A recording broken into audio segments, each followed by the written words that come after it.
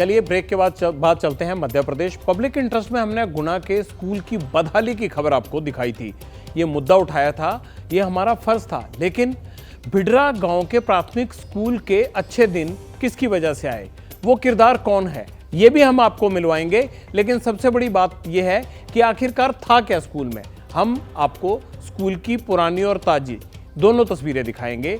हमने ये आपको दिखाया था 12 जनवरी को कि कैसे स्कूल के अंदर मवेशी बंधे हुए थे और बच्चे जो हैं वो बाहर ग्राउंड में पढ़ रहे थे। याद है ना, 12 जनवरी मध्य प्रदेश के गुना के खस्ता हाल स्कूलों की खबर आपको दिखाई थी। भिडरा गांव के प्राथमिक पाठशाला में गौशाला चल रही थी और पब्लिक इंटरेस्ट में जो बच्चे थे उनकी आवाज हम बने। खबर का असर हुआ। खबर चलने के 1 घंटे के अंदर ही सिस्टम हरकत में आया। 3 जेसीबी गुना के भिडरा गांव भेजी गई। स्कूल कैंपस में पड़े कचरे को रातों रात साफ करवाया गया।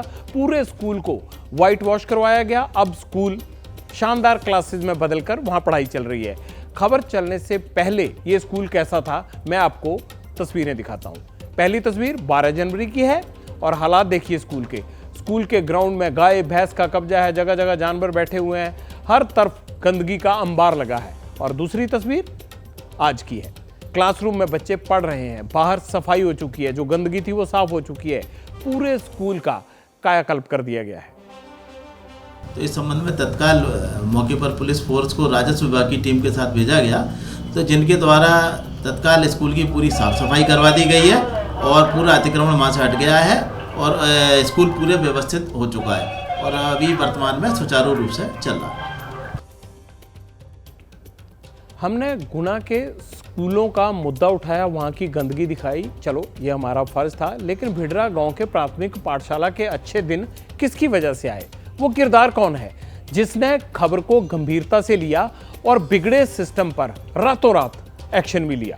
वो कौन है? वो है गुना के कलेक्टर अमनवीर सिंह बैंस। उनको ये क्रेडिट जाता है।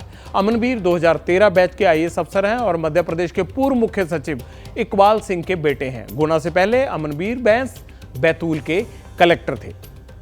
बड़ी शानदार काम उन्होंने किया है। जब हम गुना के स्कूल की शिकायत लेकर डीएम के पास गए थे तो उन्होंने ये कहा था, हमारे संवाददाता थे, कि उनको इस बारे में जानकारी नहीं मिली थी। अमनवीर बैंस का एक्शन बताता है कि अगर वाकई उन्हें ये जानकारी होती तो पाठशाला में गौशाला कतई न चलने देते। मामला संज्ञान में आया और फौरन मसले का हल कर दिया।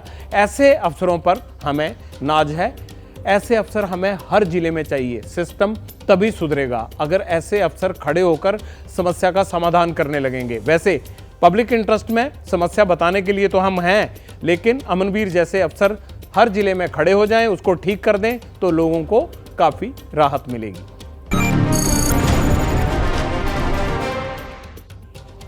नवंबर के महीने में अवैध माइनिंग के खिलाफ हमने एक मुहिम चलाई थी, आपको याद होगा। उसी मुहिम के खुलासे पर पंजाब में खनन मंत्री का पोर्टफोलियो छिन गया था।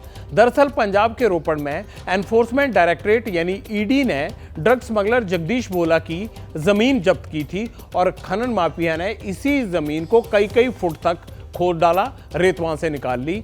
गजब की बात तो यह थी कि इतनी लंबी खुदाई होने के बावजूद ना पुलिस को पता चला, ना प्रशासन को, ना माइनिंग विभाग को, ना मंत्री को और ना ही किसी दूसरे महकमे को। लेकिन पब्लिक इंटरेस्ट में खुलासा हुआ तो पंजाब की राजनीति में हंगामा हो गया।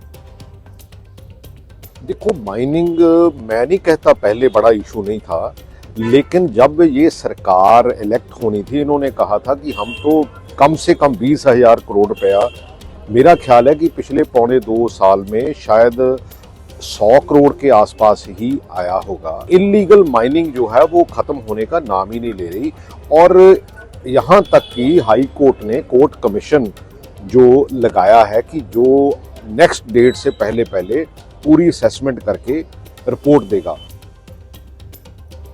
अब इस मामले में पंजाब हरियाणा हाई कोर्ट ने कोर्ट कमिश्नर नियुक्त कर दिया है, जो रोपड़ में माइनिंग का निरीक्षण करके हाई कोर्ट को रिपोर्ट देंगे। और उधर दिल्ली में नवजोत सिद्धू की शिकायत पर नेशनल ग्रीन ट्रिब्यूनल यानी एनजीटी ने पंजाब सरकार और रोपड़ के डीसी को नोटिस जारी कर दिया है। ये एक ऐसी दो धारी तलवार है जो ना सिर्फ हमारी एनवायरनमेंट बट हमारी इकोनॉमी को अस्त व्यस्त और ध्वस्त कर, स्टेट की कॉस्ट पे अपने घर भरने का। 630 करोड़ का कॉम्पनसेशन और पेनल्टी जो पंजाब सरकार के ऊपर लगाई हुई है, उसमें से एक पाई भी उन्होंने दी नहीं। हम बात कर रहे थे कि कैसे कुछ अच्छे अफसर होते हैं जो स्कूल को ठीक करवाकर और हम जैसे लोगों की बात सुनकर जनता की दिक्कत दूर करते हैं, लेकिन कुछ ऐसे अफसर भी होते हैं जो व्यवस्था को पलीता लगा रहे हैं, अपने ओहदे का रौब-दाब गरीबों पर झाड़ रहे हैं। खबर ये भी मध्य प्रदेश से ही है, लेकिन ये गुना से नहीं, देवास की है। यहाँ एक तहसीलदार साहिबा हैं, नाम है अंजलि गुप्ता।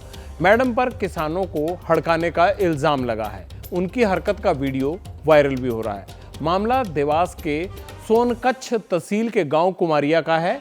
किसान तहसीलदार के सामने अपनी समस्या लेकर गए थे, लेकिन मैडम छोटी सी बात पर उन पर बिगड़ गईं।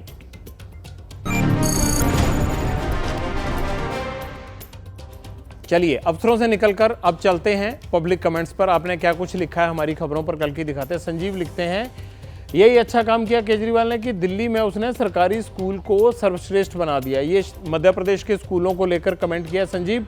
गुना के स्कूल भी चमक गए, अभी आपने थोड़ी देर पहले खबर देख ली ना। मनोज क्या लिखते हैं, भारत जोड़ो यात्रा का बहुत फर्क पड़ेगा। चलिए बिल्कुल देखेंगे, पढ़ना चाहिए, इतनी मेहनत हो रही है तो। खैर अब मेरे जाने का वक्त हो गया है। कल रात 9 बजे पब्लिक इंटरेस्ट में फिर आपसे मुलाकात होगी, आपकी मुद्दों के साथ, आपकी खबरों के साथ।